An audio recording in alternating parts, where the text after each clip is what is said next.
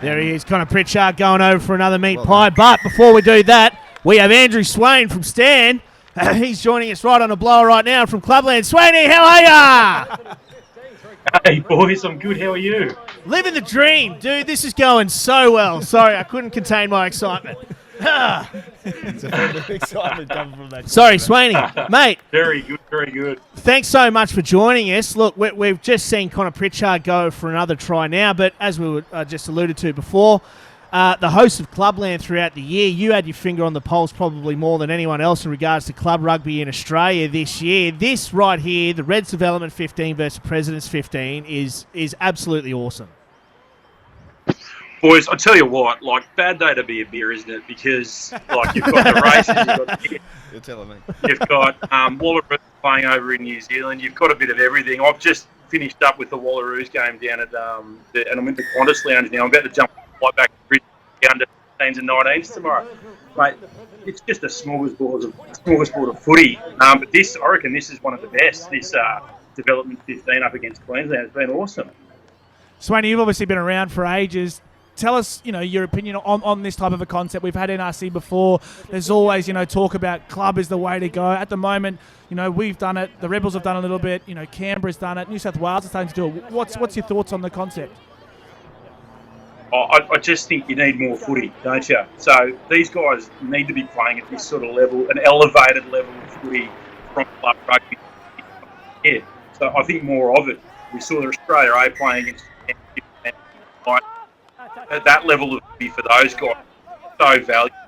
Being able to go on a tour with a bit of test rugby under their belt. And then these guys are the next level down. They're coming through. They need to be exposed to that higher level of footy. So I think if we can keep coming up with ideas like this, every state probably needs to be playing these types of games at this time of year and putting more footy into these guys' legs to keep that development pathway running. And I just think more of it. It's brilliant to watch.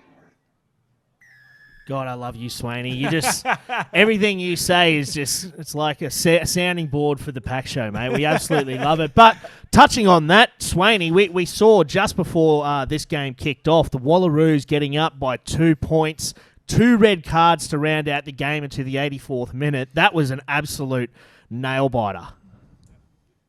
Yeah, it really was, wasn't it? And the win that the Wallaroos needed, they've come off a pretty rough run, haven't they? But keeps them in the World Cup now, which is fantastic. If they lost today, they would have had to rely on other results, against Wales next week as well. So, yeah, big win, 2 red cards. Again, it's kind of the World Rugby framework they're working under, so it is what it is. But they managed to hold on at the end in a real nail-biter, and great to see, these girls getting the dues that they absolutely deserve, and getting a win on the world stage. And this will give them confidence going against Wales next week, and then hopefully a quarter-final a week later.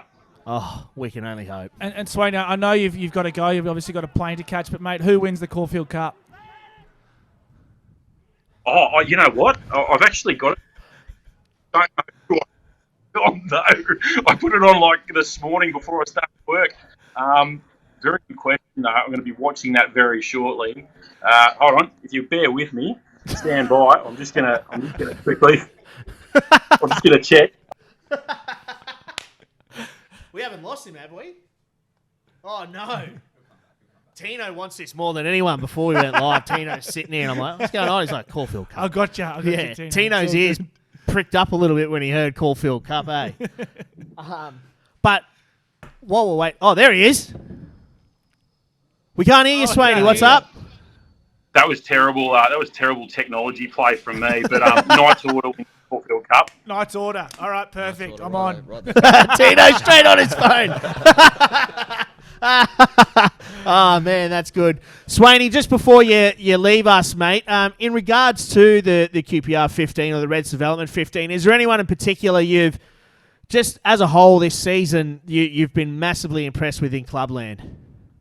My favourite player in QPR at the moment is Taylor Adams, playing for Brothers, number 10, and I actually think that there's a real opportunity there for him at the moment with, James O'Connor looking on the injured side at the moment.